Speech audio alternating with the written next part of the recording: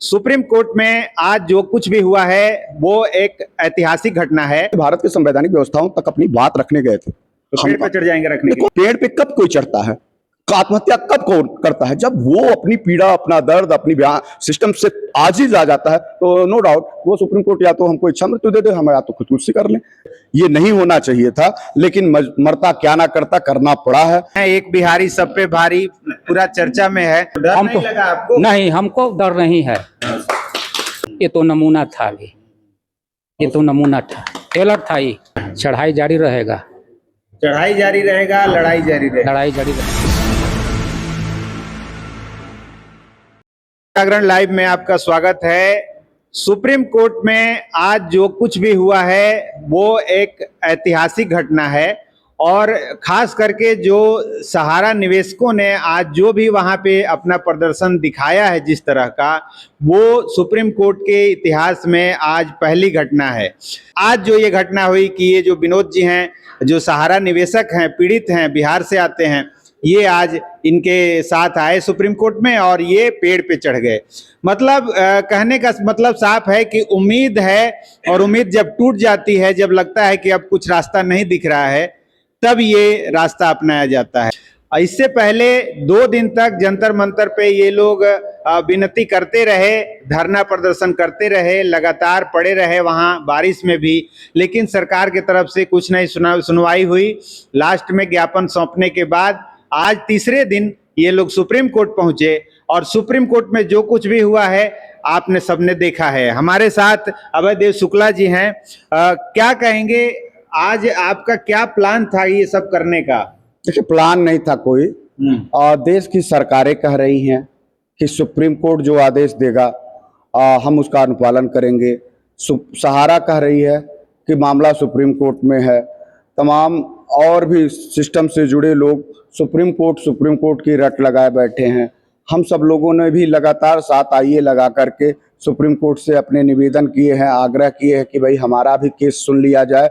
अगर supreme court ही को ही सब कुछ करना है, सरकार के हाथ में कुछ नहीं है, तो हम लोगों ने ये तय किया कि हम 2 दिन तो सरकार से पूछ रहे थे, बात कर रहे थे कि कोई रास्ता निकालने का प्रयास करिए, क्योंकि लगातार लोग डिप्रेशन के शिकार हो रहे हैं। तमाम एजेंटों के बीच में वर्ग संघर्ष बढ़ रहा है, कार्यकर्ता उनके दरवाजे पे जा रहे हैं, जीना मुहाल हुआ है। तो हमारे देश के प्रत्येक नागरिकों की जान की सुरक्षा की जिम्मेदारी भारत की सरकार और न्यायपालिका की ही है।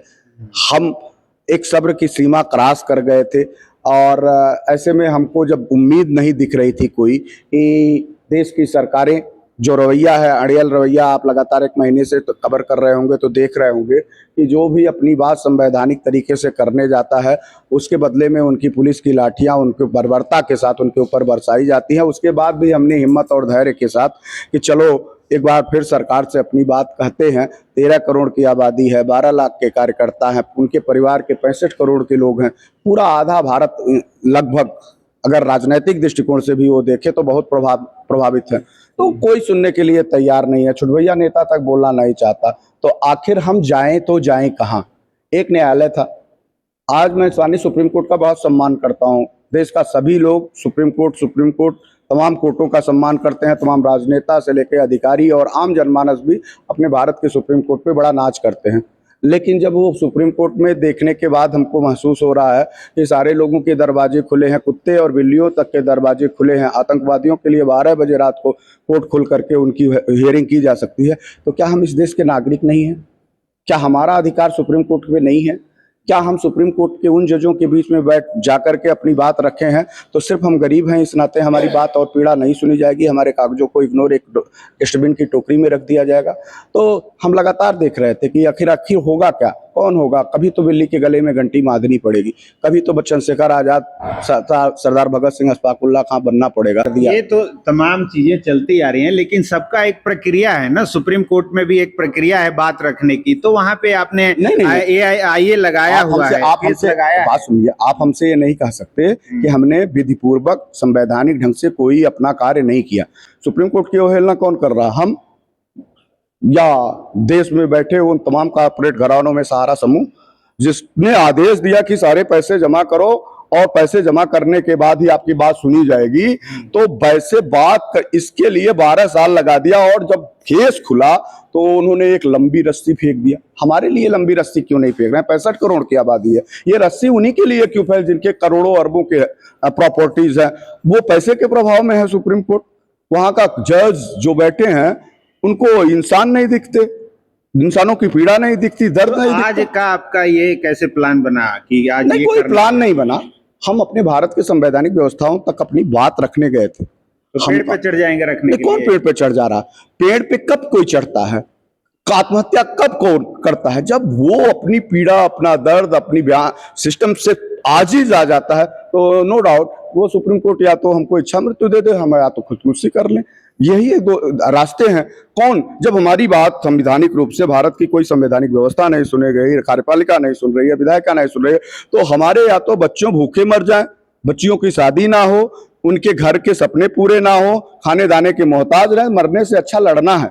और हम किसके पास जाएं? एक तरफ लाठी बरस रही है, पुलिस की डंडे लेकर के नेताओं के कहने पे लाठियां बरस रही हैं, हम लहूलुहान हो जाएं। दूसरी तरफ हमारी सर्वोच्च न्यायपालिका है, वहां पे खड़े हों, बात करें, केस लगा हुआ है। क्या बातचीत हुई जब आपने इतना ये सब जो हुआ?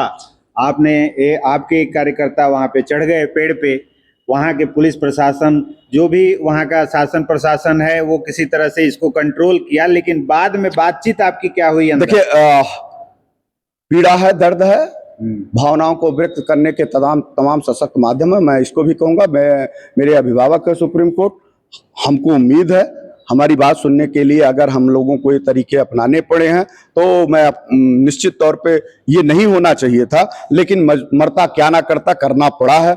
हम सुप्रीम कोर्ट का आज भी सम्मान करते हैं, तब भी सम्मान करते हैं। हम भारत के तिरंगे के साथ जीते हैं, भारतीयता के साथ जीते हैं, लेकिन हमारे बच्चों का, हमारे परिवार का अगर कहीं ऐसी स्थिति पैदा होती है कि उनको हमको खोना पड़े तो हम ये बर्दाश्त भी नहीं करते हैं। तो इस नाते भावनाओं को काबू में नहीं लाया जा सका, कोई साधन संसाधन नहीं सुनाया जा सकता, तरीके हमको नहीं समझ में आ रहे थे, तो हमारे साथी भारत के सुप्रीम कोर्ट के न्यायाधीश के पास तरीके जो भी उनके समझ में आए वो उन्होंने किया। और उसके बाद जो है उनकी टीम, वहाँ के प्रशासनिक अमले के लोग ये कहा कि वो 5 प्रतिनिधि मंडल को, हम लोगों का डिमांड था कि 5 प्रतिनिधि मंडल हम लोगों को भेजा माननीय चीफ जस्टिस के पास, ताकि हम अपनी हियरिंग करा सके, अपनी बात करा सके, उनसे अपनी पीड़ा दर्द का सुन सके कि आखिर डस्टबिन में क्यों डाला गया है। तो उन्होंने पहले तो माना कि हाँ ठीक है, आप इनको उतर जाएं, वो तरीका भी हो सकता है, मैं भी सम्मान करता हूँ, हम आक्रोशित हैं, लेकिन हमने अपना विवेक नहीं खोया है। हम भारत के संविधान को बहुत मानते हैं, बहुत बेपनाह मोहब्बत करते हैं, तो हम पूरा संवैधानिक तरीके से ही उनकी बातों का अनुसरण करिए। अब वो उनकी मर्जी है कि वो हमको इस देश का नागरिक मानते हैं या फिर हमको डस्टबिन में उठा करके फेंक देते हैं।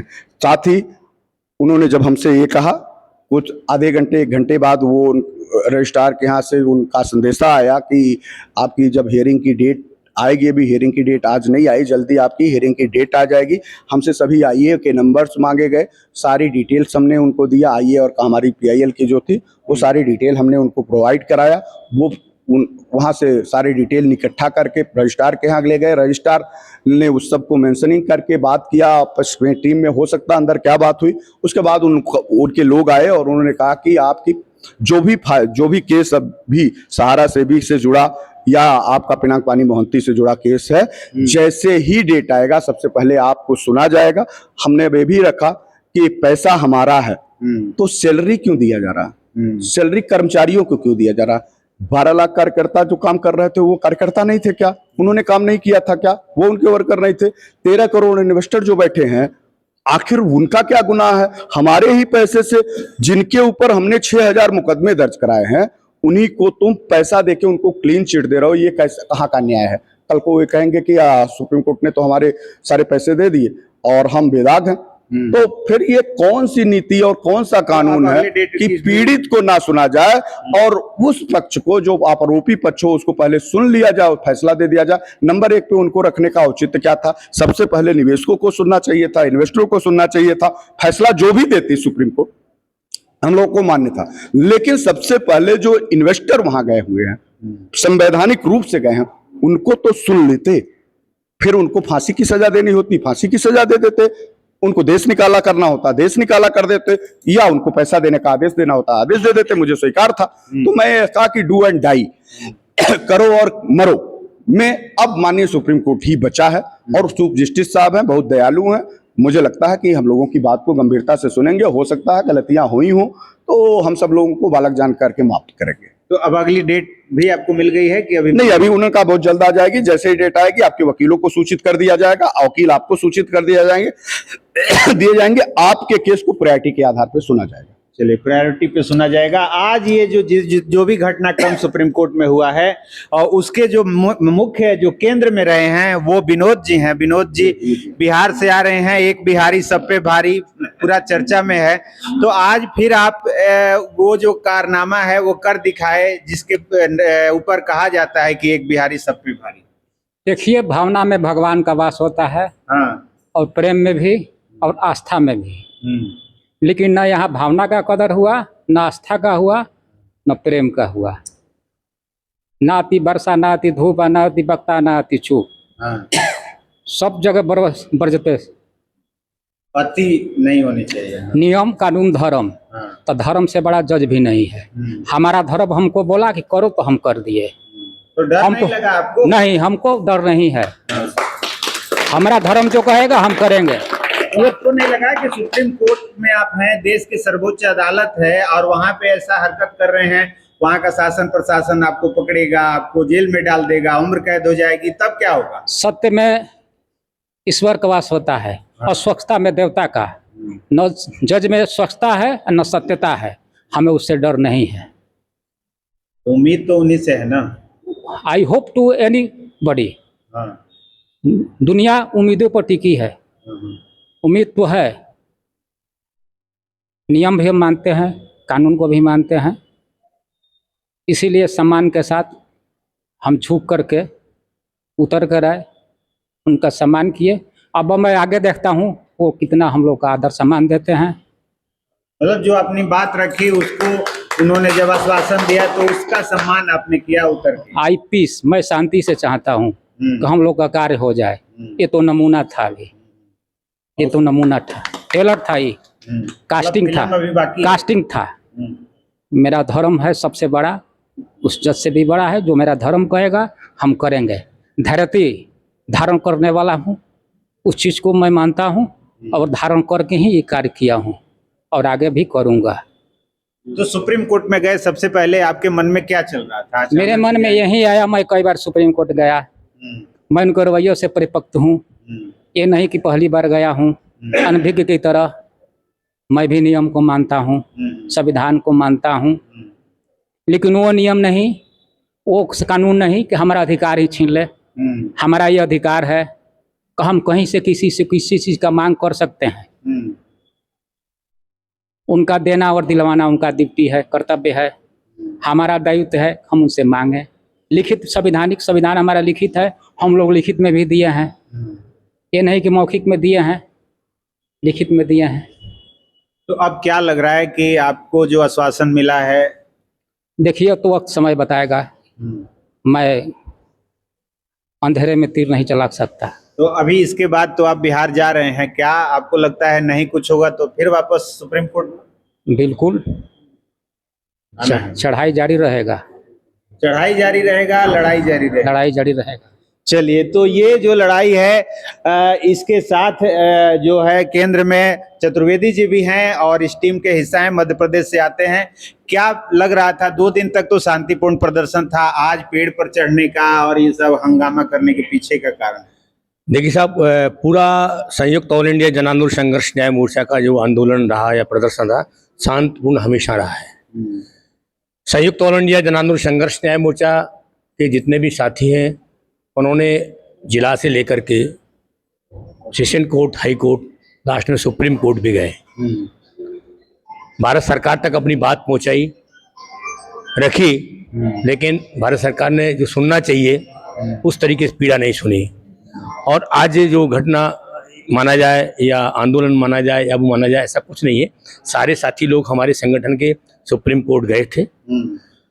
जब व्यक्ति कोई परेशान होता है, मन में, इनके मन में कई विचारधाराएं होंगी, कई परेशानियां हुई, कई पीड़ा हुई कि मन में आया इन्होंने कर दिया।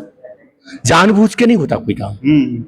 और ईश्वर अंतर्यामी है, साक्षात आज सुप्रीम कोर्ट लोग ईश्वर मानते हैं, जो कि यहाँ के प्रधानमंत्री भी सुप्रीम कोर्ट को ढोक लगाते हैं और हम भी उसको मतलब ईश्वर दूसरा रूप मानते हैं। तो हम अपनी पीड़ा रखने के लिए गए, तो हमने जो 6 आईए 7 आईए फाइल किया, सिस्टम से आईए फाइल किया। सबसे पहले हम लोगों ने पीआईएल फाइल किया और हमारी 4 दिसंबर 2024 को मैं पीआईएल को सुना भी गया और जज साहब ने, जो खन्ना साहब जो थे जज साहब, उन्होंने उसको कहा कि आप टैग कर दो। तो मुझे ऐसा लगा कि मेरी जो फाइल टैग वहाँ हुआ है तो ये हमारा जल्दी केस सुना जाएगा, उसमें कुछ निर्णय मिलेगा।